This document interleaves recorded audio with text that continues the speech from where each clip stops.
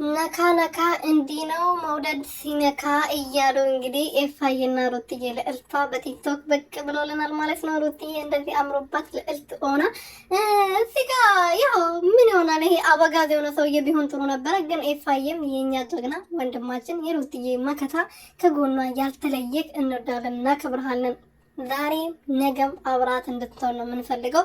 ምክንያቱም ያልካትካት ጊዜ ስለውጥ ያልተለወጥከው አንተ ብቻ ነው የኛ ጀግና ማለት ነው። በጣም እንወዳለን።